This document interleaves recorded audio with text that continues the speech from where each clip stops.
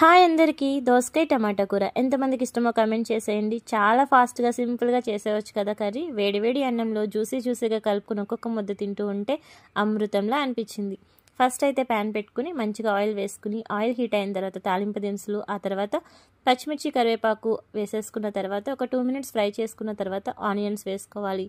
Onions సాఫ్ట్గా మగ్గితే సరిపోతుంది, మరీ గోల్డెన్ కలర్ అవసరం లేదు. ఎందుకంటే దోసకాయ ముక్కలు కూడా ఉన్నాయి కదా, ఇవి రెండు చక్కగా మగ్గడానికి మూత పెట్టేసుకుందాం. కాసేపటి తర్వాత మూత ఓపెన్ చేసి చూసి అప్పుడు ఒకసారి మళ్ళీ కలుపుకుని కొంచెం పసుపు వేసుకుని చక్కగా పసుపు అంతా కూడా దోసకాయ ముక్కలకి పట్టే విధంగా కలుపుకుని మూత పెట్టేసుకోవాలి. ఇప్పుడైతే మూత ఓపెన్ చేసి 4 పండు టమాటాలను చిన్నగా కట్ చేసి వేసుకున్నారనుకోండి, భలే గుజ్జుగా ఉంటుంది కర్రీ అయితే.